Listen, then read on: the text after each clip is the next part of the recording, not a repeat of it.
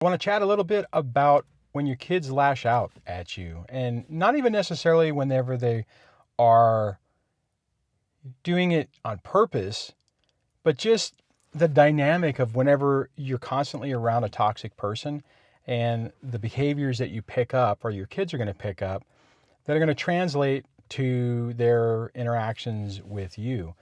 And the thing you have to remember is twofold. One, you have to remember that your child is trying to navigate a very complex and difficult situation, just like we were in, and how we are still trying to do. And the second part of it is they are also heavily influenced by pattern behavior on what they think is appropriate. Now, I get this all the time where the kids will attack each other, but then they'll also, and when I say attack, I don't necessarily mean really vicious, but just mean cruel comments.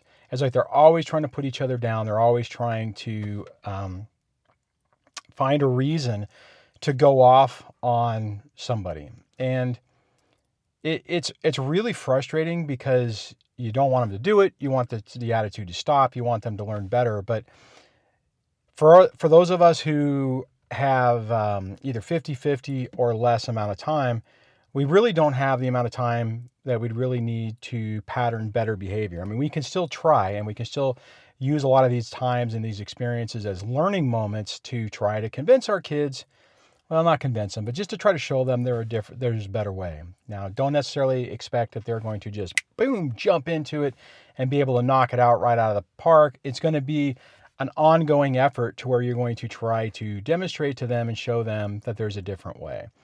Now, one of the ways that this seems to constantly blow up in my face or blow back on me is if there's any time where there's a comparison between me and their mom and they want to do something with their mom, then they have to denigrate me for it. Now, primarily this only comes from one kid, but one of the examples that just happened recently is a school event.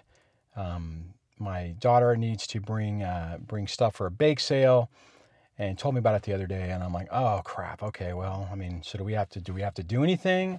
And it's like, oh no, mommy's gonna make everything because whenever you make it, they're horrible. I'm like, are you kidding me? And it's a lot, and it's like, and it's even said as a matter of fact, right? So it's not even said in a way to whatever. It's like in her mind, she's just justifying it. This is the reason why. And there has to be a reason. So it can't just be that mommy volunteered to do it or mommy wants to do it. It's no, you do a bad job and she does a better job. So she's going to bring them over, So I get to have the ex in my driveway and talking with the kids for, 40 minutes. And it's just one of those things. I've gotten used to it over the time. It used to bother me a lot more before. And that's the reason I bring it up, because this type of garbage is going to continually happen.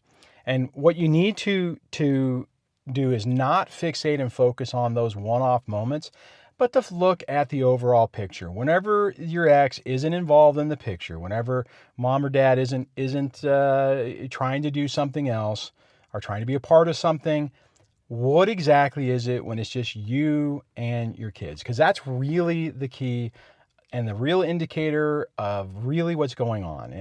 And as long as whenever you're with your kids, they are treating you fine and interacting with you, then that's the key. If they're not, if they're treating you like crap or they're lashing out at you, some of that can be expected because of this toxic environment.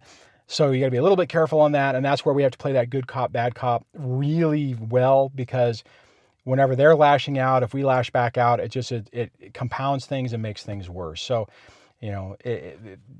hopefully you don't have that. Hopefully whenever you're with your kids, everything seems calm. Whenever they don't have the direct influence of the ex, or there's not some event that requires interaction with your ex, look at the way things are.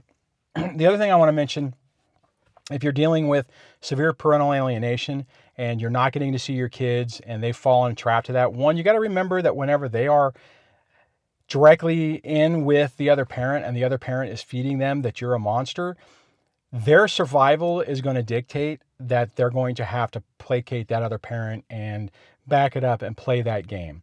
And that will manifest itself in a bunch of different ways, by not calling you, by not interacting, if you run into them, by ignoring you, or maybe just kind of, in that situation, hopefully they make eye contact and you can acknowledge them, and you can kind of have a little bit of a not a conversation, but you get some indication that, like a little wave or something, that there's still a connection there. And then you just have to remember that they're still under the influence of the other parent.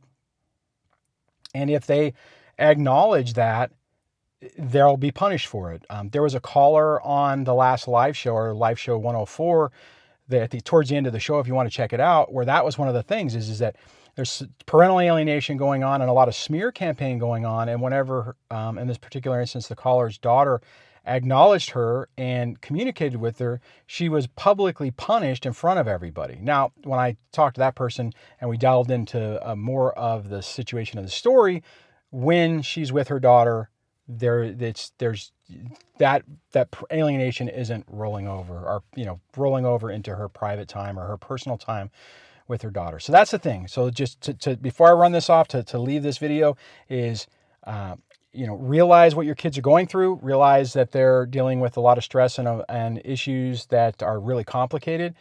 If they're with you and everything is fine, then just remember that they're trying to deal with the other environment, and it's not necessarily personal against you, and that there's severe parental alienation, but you still get some glimmers of hope that that your child is not completely looking at you like you're a monster.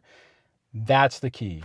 Focus on that and then build from that. And then you just kind of like keep building from there. So on that, if you like the channel, please consider subscribing if this could help you. Hit the bell notification so that YouTube will tell you about the channel. Otherwise, it won't tell you about all the videos. You can sign up for the newsletter over at dadsurvivingdivorce.com that I do have. And I will chat with you guys on the next video. Take care. Bye.